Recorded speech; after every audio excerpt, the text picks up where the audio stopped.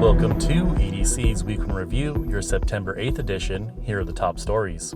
Armed robbery at South Lake Tahoe gas station. On Tuesday afternoon, a man armed with a gun robbed the Chevron gas station in Lake Tahoe Boulevard and Winnemucca Avenue in South Lake Tahoe.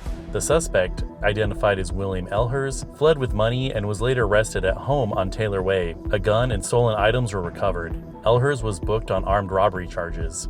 RV resort proposal for Placerville. A new RV resort called the Crossings RV Resort is being proposed near Missouri Flat Road. The 49-acre resort would include over 250 RV sites, cabins, yurts, a hotel, pool, trails, and other amenities. The developer says most guests would arrive outside of peak traffic hours. The project was approved conceptually by a county advisory committee. Judge denies immediate release of sex offender. A Placer County judge denied the immediate release of a sexually violent predator following public outcry, but said he could not make a final decision until housing is arranged. William Stephenson was convicted for violent attacks on two women in El Dorado County in 1991. A status hearing is set for September 20th. Placerville turns to goats for fire fuel reduction. The city has hired a company to unleash herds of goats to graze on over 66 acres of city property for fire fuel reduction. The city council approved a $45,000 contract with Capra Environmental Services. The goat grazing will target 6 sites to bring down vegetation. The city successfully used goats last year at several locations. CHP to increase enforcement in El Dorado Hills Town Center.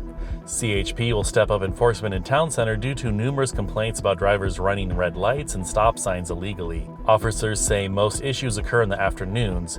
The CHP hopes increased presence will improve safety. Fines start at $486. County Supervisors to vote on Placerville Jail extension. The Board of Supervisors will vote next week on whether to authorize a $40.5 million expansion of the Placerville Jail facility to add more space and improve conditions, funded mostly by a $25 million grant from California Senate Bill 844. The proposal comes amid an increase in the jail's female inmate population and aims to reduce overcrowding, transport costs, and suicide risks. Head-on crash north of Placerville leads to DUI arrest. A Pilot Hill man was arrested for suspected DUI after a head-on crash on Highway 193. Cody Horn attempted a turn and hit an oncoming minivan. Both drivers had minor injuries. Horn was booked into the El Dorado County Jail. $25 million in funding for Weber Creek fire mitigation. El Dorado County could receive $25 million in federal grants for home assessment and fire mitigation work near Weber Creek in Placerville. The county was awarded $1.4 million for the first phase of outreach and assessment for over 500 homes. The full project could include vegetation removal and home hardening.